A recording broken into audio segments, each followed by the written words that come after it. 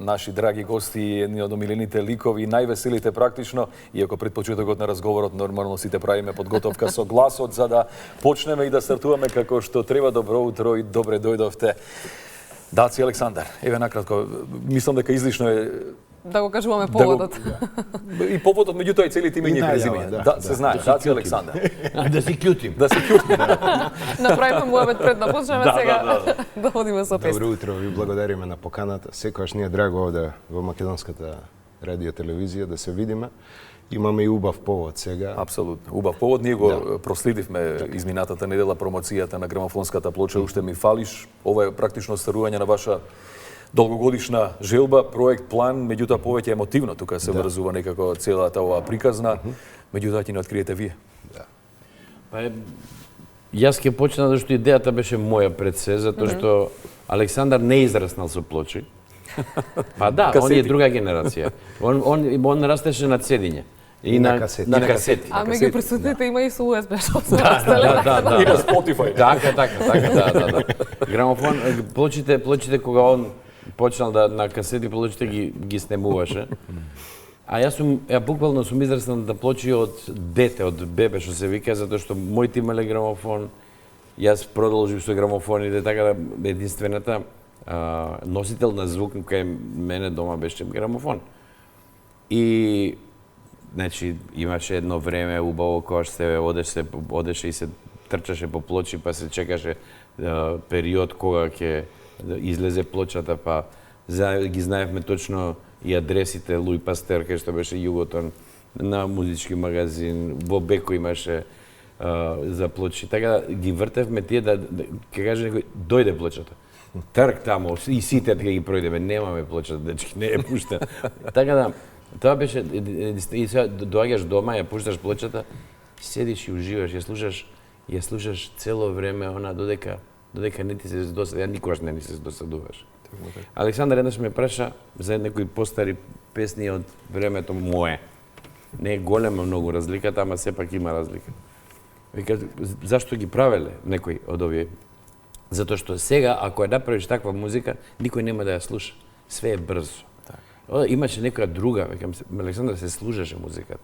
Значи, ќе седнеме, најавме да дојдеме дома да се договориме, да се друштво и да слушаме музика. И тоа беше забавата. Така да... 2 века, 4 луѓе, 2 века обединува.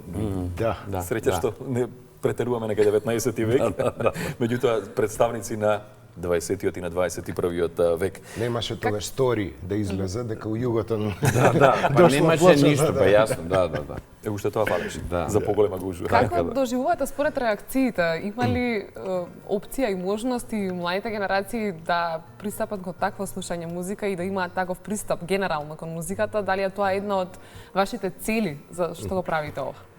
Па да, дефинитивно ја шириме публиката, затоа што нели на нашите настапи доаѓа повозрасна публика, но доста ни е широка публика и сакаме малку да ги навлечеме и младите да купат грамофон. Денеска е многу, мислам, полесно да набавиш и грамофон и цените се многу поевтини од порано. И да ја осетат таа магија. Рековме, онаа романтика што е во нашите песни, успеавме да ја оставиме на едно парче винил, тоа ни е посебно драга. Она која ќе фати прашина со тек на времето, да се сеќаваат на некои убави спомени. Тука има и самиот наслов, всушност символика. Да, Уште ми фалиш и целата кавер опаковка е направена во таков ретро дизајн, како избледена плоча, ја имаме нашата црвена машина за чукање како заштитен знак. Сето тоа направено од хартија. Затоа и винилот е во црвена боја, со оглед на тоа дека има и тука некоја и символика, меѓутоа бојата е за друго е бојата. Бојата е за као бојата на љубовта. За срцето бојата. Во романтика. Да, и така е направено на самиот круг тоа малата слика која што е на плочата, има една исто чаша од хартија, све е направено од хартија. Александар и анимациите ги правеше, заедно ги смислувавме. Како се истура чаша вино и ја полива плочата и уствари стана добива црвена боја. Така да, мислам, све е мислено до детал како да се направи, за да ништо не пуштаме на игра на случај, него Тоа значи дека сте презадоволни, верувам. Па да. Со оглед на тоа дека реков, ова е сигурно. Па да, затоа што е направено кој што треба. Само ние овакво проблем ни беше да ставиме повеќе песни затоа што плочата е лимитирана. На 40 две страни 2 по 20. Тоа беше предизвик како кои песни да се склопат и убаво звучи затоа што Мите Димовски го направи мастерингот на плочата, она финално што се вика. И баш уживање човек да си ја пушти. И е во лимитирана серија, многу уште малку плочи има останато. Доста во предпродажба отидоа, која беше нашиот концерт. Дамите бираат, која зборевме во март. А сега дојде вистински плочата и веќе си ја зимаат луѓе во музичките продавници. Морам да се надоврзам дека гледам дека некој тренд, посебно кај младите, дека винилот повторно се враќа на голема врата и зголемена е продажбата, практично имаше некои статистики, посебно во Европска унија, дека изминатава година одлични резултати, односно бројки кои покажуваат дека на вистина веќе се слуша битна и музиката. Има аудофили кои што не се откажале никогаш од грамофонот, зашто сепак тој е еден аналоген звук кој што е помек, поубав, не е тоа како се вика, тоа електроника. Дигитален. Не е дигитален и друг е звук. И има еден филинг на грамофонот кој ќе оставиш пак кој ќе закрцка. Сега. Ние што направивме и до таму отидовме. Помеѓу песните, паузите, крцкаат. Оставивме повеќе место да се за да има намерно, значи и тие се уснимени. Паузите се уснимени за да има малку пуцкање на плочата, за да пак те врати. Што е следно? Ние направивме некој прелиминарен разговор пред почетокот на официјалниот, се разбира, нова песна, мислам, дека на соработка со уште едно дуо практично. Да, пред да го откриеме тоа, кога сме уште ке плочата, сакав уште еден момент. Доста емотивен беше на промоцијата на плочата. Посветивме еден примерок од оваа наша плоча на легендата Драган Б.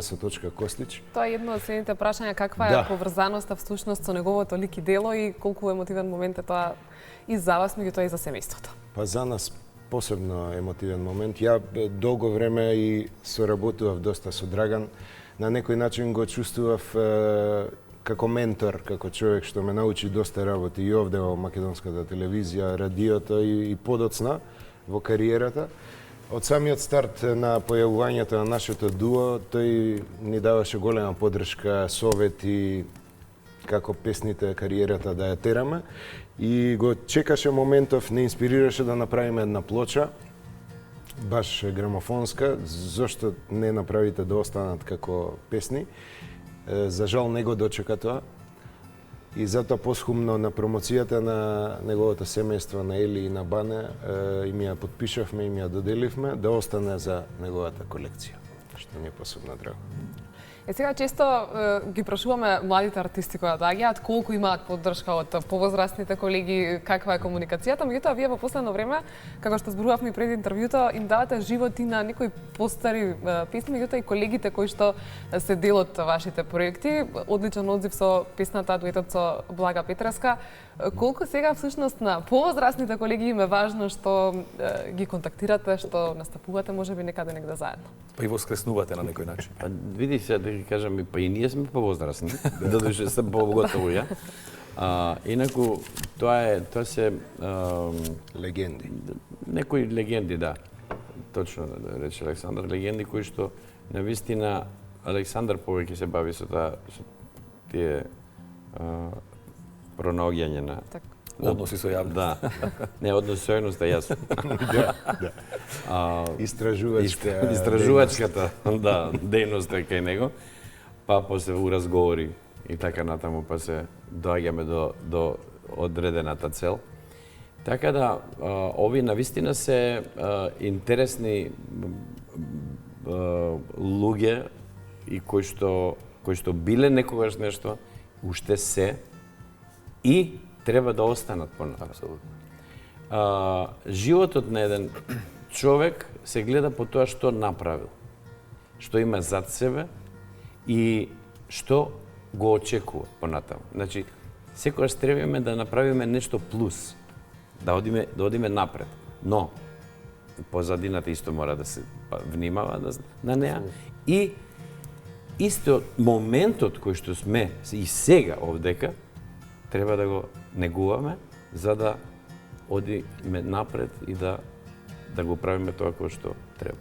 Ние ќе пукнеме веќе, да кажеме, односно песната која се подготвува на финална работа. Затоа ја филозофирам за Александар да поентира, да биде пенал. Сакам да ги спомнеме, затоа што останува еве за историја. Виолета Томовска прво работевме со нејза, многу ни е драго што ја вративме. Блага Петревска, песната за Прилеп што ја спомнавме. И сега конечно Маријана и Росана се споија по враќањето на Маријана од Австралија, тука е летово. И ја направивме таа Evergreen забава во Трибека пред неколку дена, пред 5-6 дена. Беше тоа навистина голем камбек, емотивно собирање, спомени, стари песни отпеавме заедно. И ни рекоа дека уште на 2 места ќе се појават заедно со нас. Тоа ќе биде на 19 во Куманово, јули, и на 21 август во Охрид. Тоа се оние заеднички настапи што ќе ги направиме. Освен на музичките настапи, нас ни е желба третото место за појавување да биде токму во Македонската радио телевизија. Преку вас е јавно да ги поканеме. Ќе ургираме песната, да ургираме да ги донесеме во. А правиме една песна заедничка, се надевам дека ќе довршиме. Ќе биде скоро.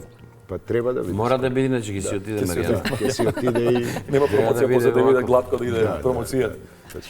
Благодариме многу за издвоеното време утрово. Посакувам многу успех пред се со летната концертна сезона и се она што ново подготвувате и што издвојувате време за Македонската телевизија. Секогаш. И да ги продолжите соработките, ова е многу убава иницијатива за вакви, како што реков, воскреснување, со оглед на тоа дека нели сите тргнуваат по некој свој пат и некогаш колку и да сака човек не може да се вклопи во тој пат, меѓутоа ова е навистина фантастично и ние со нетрпение очекуваме песната со Маријана и Росана, со оглед на тоа дека па и тоа дуа го одбележа, односно ја одбележа и нашата младост, а ова ветува, ова спојка ќе биде добра и повторно го очекуваме.